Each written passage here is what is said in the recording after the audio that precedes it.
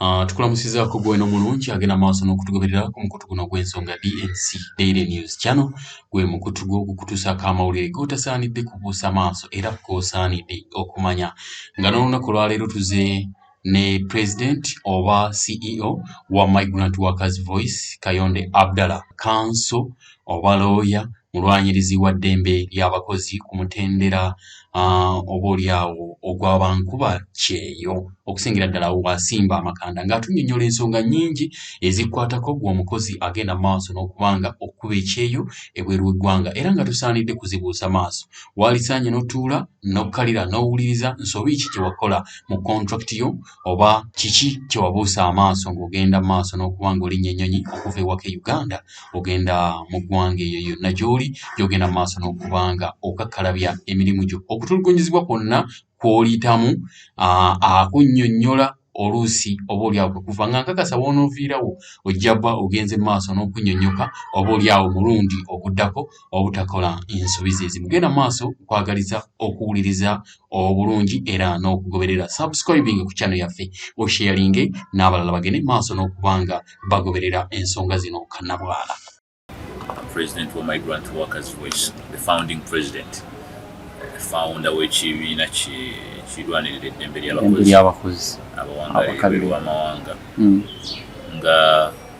tutunulira ensonga ezikwata ku bakozi bano angozi ez'enjawulo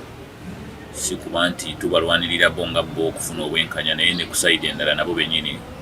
okubabuulirira okulaba nti bakola ekyo kye bateekeddwa okukola awatali kwekwasa kubanga oluusi ensobi eziva mu bukozi bwewabweru tezijja lwakuba nti ziva sayidi emu nti atulugunya yekka yabunaanibwa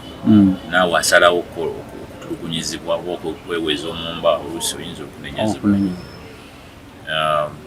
Ensonga z'abaana abagenda ebweru ne bakukusibwa oba mu ngeri y'okukusibwa kisoboka bulungi nnyo naddala mu ggwanga mu mawanga nga gavumenti yaggulawo obutale obutale nga buli open market. Kitegeeza mu ekyo open market nkola etambulira awamu ne system ya gavumenti ey'oku privatizing oba ey'okusosowaza ba individual nti bwe basosowaza ba individual bakola kye bayita open market. Ososowaza ba individual nga be balina okukola baleeta omusolo werenga kugamba gavumenti esolooza musolo mu bantu nga yo si yeyina okukola business teyina investments zaayo nga obubogezeseza nti mulembe gwa Amini gavumenti yayina investments zaayo yayina ebintu byayo kati mulembe guno oguliko bantu be basasula omusolo bakwata gavumenti ya embracing kyebayita capitalism nga akakokulizo ka capitalism yali erina okuprivatizinga n'etunda ebintu bya gavumenti n'ereyinga off abakozi be yaliyewo emirimu mu mafactory ga gavumenti n'ebanga yabata beetandikirewo emirimu naye mu kwetandikirawo bagenderako omuguwa guno gwe bayita taxation w'omusolo kati kireeta ne competition era ku side effect nekireeta corruption gyolaba olwaleero nti competition eno bweyitirira the survival for the fittest abamu kubo bannakigwanyiza oba bannaggwanyi ab'amaanyi bwe basinza bannaabo amaanyi batandika okugulirira n'okukola manipulations okulaba nti basingira ddala oluusi n'okunyigiriza abasigadde so ekyo kireetera okuba nti akatale kali open abantu bayayana kukola nnyo bafuna amagoba n'ate n'omusolo gavumenti we basolooza so kibayita open market omuntu wa ddembe okubanga ayingiza kyasuubudde n'akitundira wano oba n'akitikanaga n'akitundira mu katale akalala mu nkola eya globalization so okukuta nako kutambulira mu bintu ebyo oli yeerimbika mu kutambuza bizinensi ze abantu baguddewo bizinensi bangi nga bakosa angeeyo nti President Muzeyi yatuwa eddembe buli omu yeetandikirewo buli omu n'atandikira mu munne osobola okuva n'engende China okusuubula kati buli omu atandikira mu munne sebo kati omuntu tugeze avudde wano agenze mu ggwanga eddala oba kusuubula kintu akozesa akakisaako n'agenda n'atadda. No, kati okugamba nti buli mwatandikira mu munne bantu bangi beesanze oluvannyuma lwa systems zino okuba gavumenti yazireyinga neggulawo obutale bw'okweyiya. Abantu abakukusibwa n'ababakukusa batandikira awo mu butale obwo nti noono anaagenda ebweru oluvannyuma lw'ebbanga nga tafunye mulimu wano kuba gavumenti teguyina bamugamba agunoonye so mu kuggulawo asobola ogunoonya ne mu katale k'ewabweru. Kyekimuyambako okuyiiya mu buli ango. Bw'otunira level ya unemployment wano yeeyongera oluvannyuma lwa capitalism nti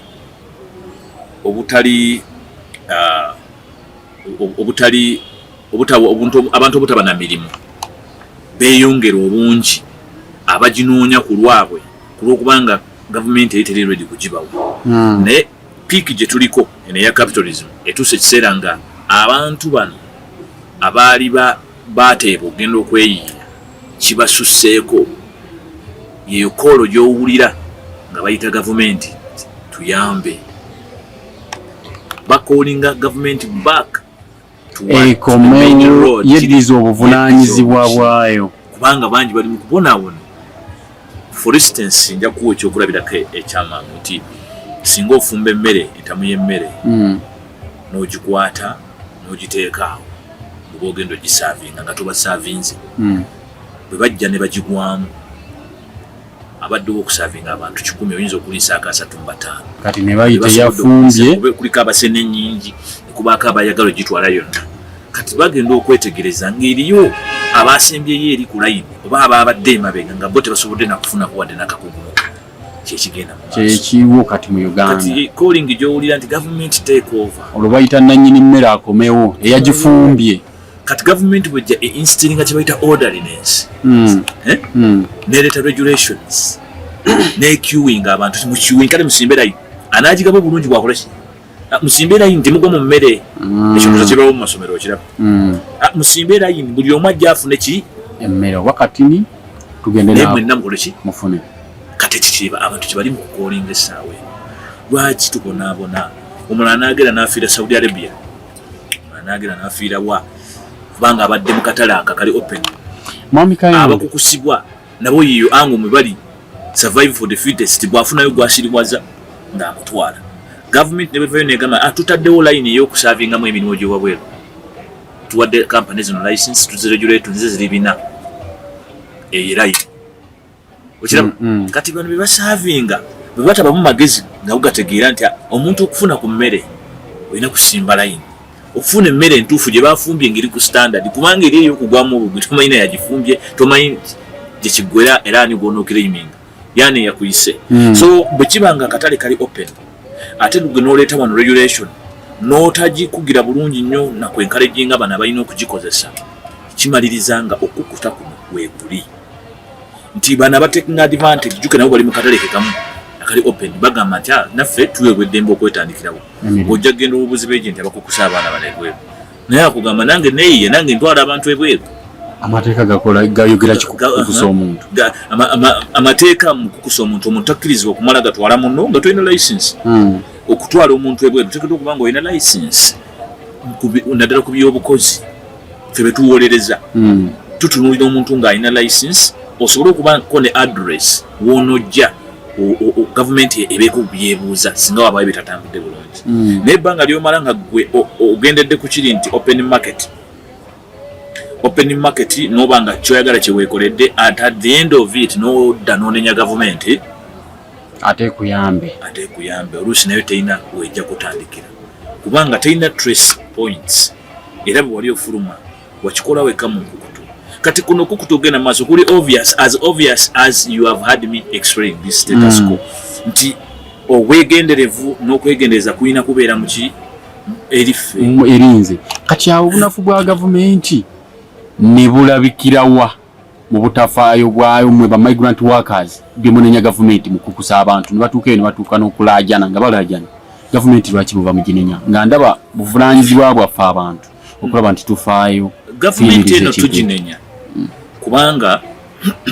yo ye kanaluzala ate tetugamba nti tuginanya kuba tetujagala ekyamazima mwagala ekola ekiteekeddwa gwoyagala omugambako amazima ensonga lwaki tuvaayo ne twogera bwe tuti nti waliwo ebintu bye bategeka obubi byetaaga okutereeza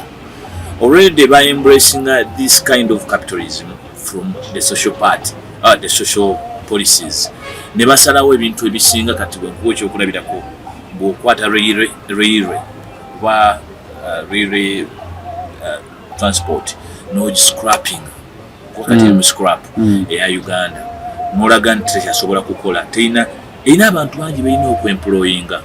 abandi badde wano betwandwe tugamba nti yandibadde esala ku namba y'abo ababonabonera ebweru ekyobonyabonyisa mu bawala nabo bennyini obasindikayo n'obafunamu emisolo naye tebalina system gyo tolina robust system esobola kubalwanirira oba okubalondoola singa babafunye okusomooza newankubadde otaddewo nti okay waliwo company zibatwala but it's not complete, it's not robust because obukunizo buno bwewassa mweno gundi eyaba batwala ate wabawa nabo obuyinza obutali bwabwe so there is total confusion ensonga lwaki tugamba government nti eddeyo let us go back beetegereze engeri gye bakolamu ekintu kyabwe nti bwe baba nga baata abantu okugenda ebweru tulina freedom efuluma okugenda ebweru otuba tusazeewo bateekewo ate enkola eya welfare nga naye eriki eri socially integrated within their own policies nti kubanga bw'otasaawo welfare n'ono gw'otutte talina soft landing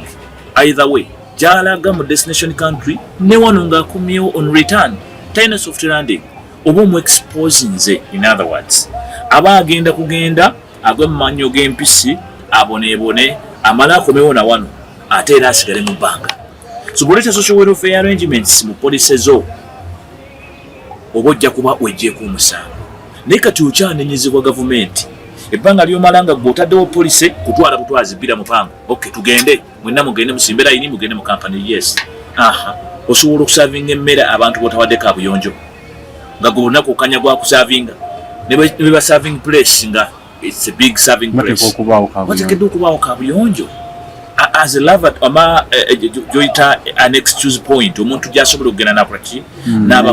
neyamba kati ebibato bitadde mu system zino ezitwala abantu bweru okonyagwa kutwala bwe bakubuuza nti abafiiriddeyo ababonyebonye what is the handling process to break it short amakampuni gano agatwala abantu ebweru boinako okonyeekaawo nti gavumenti waliwo gewa license negakkirizibwa okutwala abantu ebweru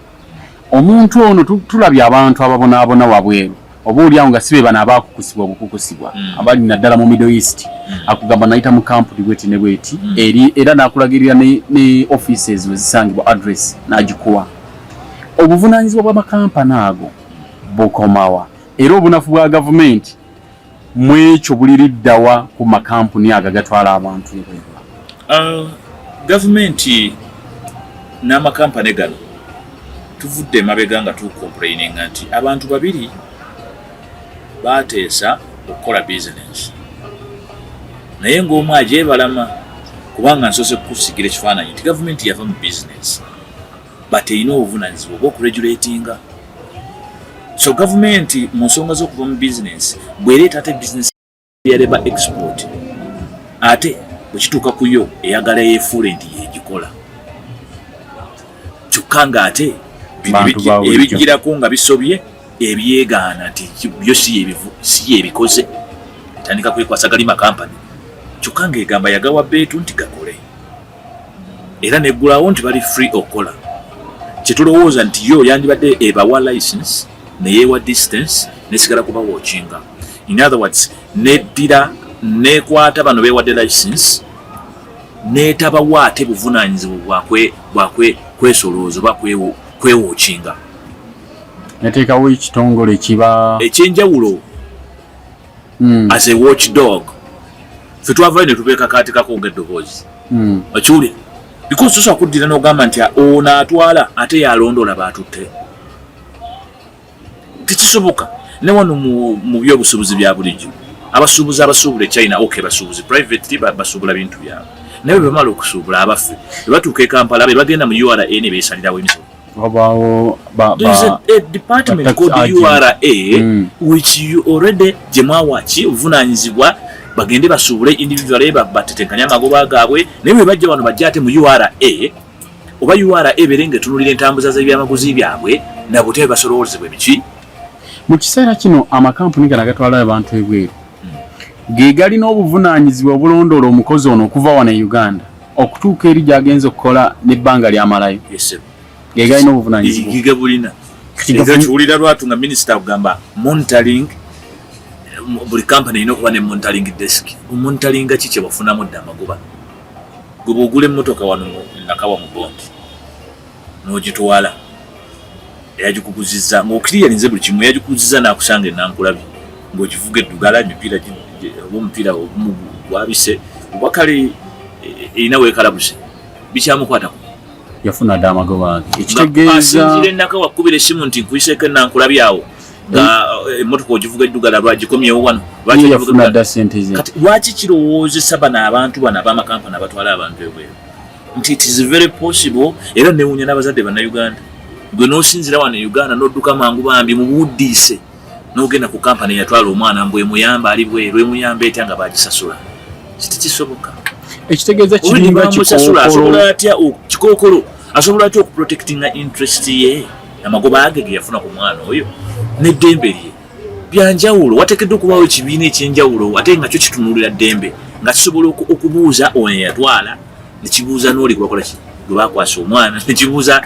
kiba kyetagisa nekibuuza ne gavumenti nti awantu tewateredde nekigayidinga so kati ekyo tekiriiwo tewali third party ate nga UN egamba wateekeddwa okubaawo essiga eryokusatu gwemmere ogifumbira ku masiga abiri. Mwami Kayonda olinga agezaako okuŋŋamba nti bannayuganda bwe bava wano ng'ono amaze okulya ssente ze ezimusasudde antwala ebweru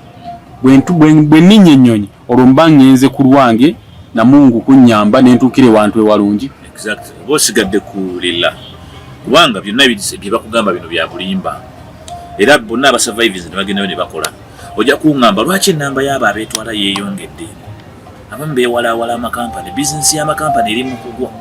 era katulaba labor export eriddawo because of their poor calculation. Ate ffe tuvudde emabega nga tubagamba nti you are calculating your business bad and yet ffe tetugenda kukoma kutambula kubanga bw'oba otwala abantu e Saudi Arabia nga mwinayo bayirato government negera nekola ogwayo neteekayo bayirato ate license noziwa amakampani nazo neziteekateeka ab'okutwala ne mutandika okusoma nga muyiwayo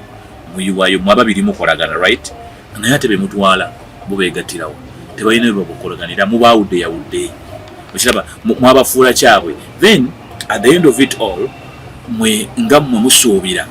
nti bano be mututte bagenda kufuna obwenkanya nga mwe mwaba batutte mwe mukola ki mwe mubawolereza ne mutaddayo namabega kutunulira mateeka gabafuga kuba amateeka agafuga waliwo international relations ezifuga amawanga naddala mu bino ebyobukozi international relations zanjawulo because zirimu interest z'amawanga ag'enjawulo wabweru waago nti domestic policy vis-a-vis the other side the foreign policy so interests ezo zirimu categories ejja kuba interest nga ya business kutunda mwanyi that is a business interest nti ojja kulaba bajja kukosa embassies zino nga zirinamu aba promoting that kind of business eberiwo kati ezimu ku business kati nene ya labor export ejira mu category ya labor ate okulaga nti labor business within the international relations it's a bit separate era abajuwa ina standards zaayo abantu barwakifying ku international labor standards okulaba nti ba promoting us this business but they have to follow the rights they have to follow the criteria okulaba nti tebakosa ddembe lyabo abatambula migrators abanoonya emirimu mu bitundu ebyenjawulo obukwakkulizo obwo eggwanga liteekeddwa okuyita passmark oba okubaako obukwakkulizo buliteekinga eggwanga lituukiriza obukwakkulizo okusobola okuba nga lifittinga mu international kind of business ey'ekikanga ekyo si buli ggwanga nti lisindika abantu baali okukolera ebweru naye wadde nga si buli ggwanga nti lisindika kati ate aga receivinga nago mangi Uganda eyinza okuba nga tesindika I mean ngesindika kati Uganda ye erikintabula receiving ate nesindika eridabo ne waliwo endala nga zo receiving nnyo kati nga America izo kube sindika batonwa wantu tulina abasekadaama ba America bangi era abasinga bali mu corporate class bali mu class bakola bali na professional jobs tebali so much tortured basekadaama ba America nekati basekadaama abana Uganda abali mu America ate bangi abakola wakali security sawa wali and all that so oja kulabanga byawukana but wawo kituyita ezo international relations ba yakolagana mu byobukozi amawanga gano bana Uganda kibagenda okuba ebyeyi gagoberera amateeka gano aga international yes government gagoberera era babera naye bagagoberera government kuba katugusinga omugwira jja bana Uganda ne bamutulugunyizaawo Uganda eteekebwa questions but sometimes you questioning oti olusi bugende North Korea natugeze North Korea tumanya aliyo gobosala wonti jogenzo Korea wakutulugunya ngokimanyi alina n'amateeka amalala gatakola ki yege yagaana deliberate against yonna wakutulugunyizaayo oyina ne woyimirira okumunenya kakati ekimu kugana mawanga gawulira agabawalabu Saudi Arabia ye ratifying ku international labor standards ezimu nenireka ezimu deliberately nga ya freedom of association eyo yajigana tekkiriza abantu kubeerayo nga bali bekutewamu naye ate bwe mubeerayo nga community kubanga aba banansi kuba si buli yagenze Saudi abagenze kukola abamu baba bagenzeyo nga bakyajeyo bukyazi kubeerayo kukyusa kubeerayo bubeezi abagenze kulambula and all that so all those are migrants so they can be and they may be basobola okubanga balina ensi gye bava so ne bazimba communities zaabwe mu nsi ezo kibayita diaspora kati Saudi tasobola gana diaspora kubanga eri mukoki eri wamu the diaspora community tebazigana ezaba India eziri ezaba Pakistan ezaba chi ne Dubai one communities ngojeko kiri ekya labor category kubanga labor category sobola okujjanga ina union tulina union ekyo kyo basobola kisimbire ku because government zaabwe ziri autocratic za force za kwe partika ku bantu self imposition ya mpaka kakati ziba nzibu nnyo oluso omuntu okumuwa eddembe okuteesa unlike ene Uganda eri democratic kati okimakinga oti anti Uganda bwe biri democratic ewa abantu eddembe okusalawo n'okuteesa ku bintu ebyenjawulo so bwanga bana Uganda bo mu Uganda within the jurisdiction of Uganda obawe eddembe baweebwa eddembe lyabwe ery'okuteesa ku kiki kati ate tuba exposing nga nti azifu na government ya Uganda eri autocratic in other words bw'otuuka decision ey'okusalawo gye bagenda okukolera ne bye bagenda okukola ebweru waayo balina okuba part mu bisalibwawo government erina okuba part government already mu tripartite arrangement government workers and their employers akati government webanga mutwe mukulu mu bisalibwawo eteekeddwa okuyita bana ababiri abakozesa in other words wano wayinza okuba tewali babakozesa naye waliwo ababatwala gye bakola ki agents bali recruiters ba commission agents kati yita abantu abo babiri abakulembera abakozi oyite n'abakulembera ki mu democratic arrangement babiri nga balina say bavotinge towards what they want baleme kutwalibwa nga bali ki blind saakira tebwe batuuka gye balaze nti tusazeewo ffenna katugenda tukolere Saudi Arabia naye Saudi Arabia teri kino abakozi abana Uganda mu bukulembeze baabwe bamaze okukkiriza ekintu ekyo ne batuuka Saudi Arabia tebajja kujeema bajja kutegeera nti tugenzeemu kiri bwe kiti bwe mmanga ddala musazeewo mwenna naye wano Uganda government ya Uganda yatuula na company teyatuula n'abakozi ffe tetumanyi byeteesa eteesa byayo tetuteekamu ne bakola regulations zonna eziriwo ng'abakozi tetuliimu tetwogerwako tetulina welfare article teriimu kubanga balaba bwe banaagisaamu tugenda kuba tuwakanyamu ebintu ebyo kati kyobalemesa omulimu tuli mu bbanga tujja balemesa bwe bakubira ebituli tujja balemesa bwe bandikoledde ki that social orderliness gye twagala ffe okuba nayo naffe tube nesse joke katukkiriza ffenna tugenda mu mitambo yakolera mu basajja beerweyo naye twagala naffe kino tukikolerwe tuti tebabyagala ebyo baagala babavuge nga muli blind minister wa gender atule ne director we ne PS ne commissioner n'abasigadde ate olaba ne mu ministry mwenyini omwo tebakwatagana nagwe mazima agaliwo era ojja kulaba abakozi b'owansi nga nabo beewuunya commissioner wa labor employment entegeera gye ali too proud ali too ebitabo byamusinga alowooza ategeera nnyo alaba bye bamurecording ng'asoma mu bitabo bye ndowooza bye biri practical mu bakadaama bataasoma ye kyalaba kyova olaba kimubeerera kizibu commissioner wa ministry eya gender okukiriyalinga ebintu ebimu ebiri practical. For instance, recently wabaddewo ensonga y'emisaala business eri down naye olaba commissioner wa labor ne director wa labor bentegeera yabwe okumanya nga eri totally disconnected from the reality nga company zibagamba nti banaye tetulina business ate abaana bano babakukusa abaana bazze gye tuli tubatwale bali staka mukeze tubate bagende bakolere kubo tebaganye olwebbula mirimu eririwo tujja kukolera n'ekinaana mu etaano kubanga tetulina mirimu mutute tugende ko bali nti tetujja kubata kujja nga basasudde kyenda naye nga n'olukumu ebitaano lwabalemu okunegotiating kati ku kyenda basibe enkalu kati ne basalawo batte business waki tebajja kuta muntu n'omu kubanga companies tezikoze kibaagala olwo abaana ne bakukuta ontegedde bulungi nnyo ekiddako ki kuyeyiya kubanga bano boogezaako okugamba nti bo tujja batwala bo etokota kitokota kisi kisaanikire bagibuukire etokota bagamba tetusigala wano kati gwe omuntu ategeera ng'oli commissioner mulamba mu ministry ya gender okujja nga totegeera byokola osana nakujjawo bujja kugamba ekintu ngo kikulema kitukutegeera atali rocket science. Mwami Kayonde waliwo abantu kaliko okonyeeko nti government etulana companies ezitwala abantu tetulana bakozi abakozi kyeyakola yabawula okungamba nti ero jjabala bakumikutu bakola bwa bloga babeera okunga babulogaba ojja kubalaba waliwo bavubuka bamumentera okulaba ennaku ezo babloga beetuuma kyeyo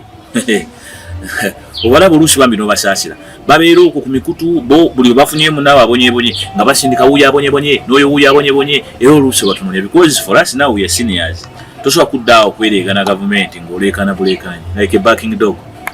simanyi tubawandiikidde bakooye tukoze tutya bakooye. The truth is the system is wrong. It's a wrong system. Tosobola kugijjamu product ki ekibuuzo kyange kyembadde mbuuza olinga ayagala okutegeeza nti Uganda oba gavumenti ya Uganda mu kutuula ne companies abakozi nga tetudde nabo bafulumizibwa nga tebategedde biri mu ndagaano ze bagenze kukola oba contract zibeerawo naye nga tebategedde bye bagenda kukola tebabitegeera kuba nazo bazibakweka kati gwe mbulyago bakukusa ani amuwa contract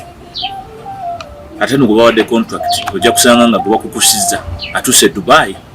naba bulungi na surviving okusinga atone yagenda ne contract nosanga ngono yagenda ne contract Saudi Arabia naye nga abonanga gwe bakolimira ne weewuunya kati what was the purpose of the contract kati ono agenda lwana naye akuta afulume njagala onzikirize ndiginga dipu kunnyonnyole okusookera ddala bano abatwala nabo bennyininyini babuyabuya mu mateeka ngamba badirector b'amakampani okumanya nga babuyabuya era twavaayo ffe emabega gonna ng'olya tubagamba nti you are wrong 100% mu misleading bemutwala you are not taking criminals wojjuka twakanira ku Interpol thing you are not taking criminals, you are taking workers, they are under a civil arrangement era nekibakwata eba civil law si criminal lwaki odiro nga bakyafuna empapula za Interpol lwaki odiro omuntu era neewuunya ne baataki ba ESO be baatachinga Saudi Arabia osanga ESO ekifo ky'okugenda kwa tulina omusango gw'ensigo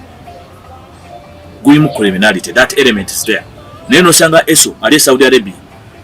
nga tasobola kugenda into that case kunoonya what exactly happened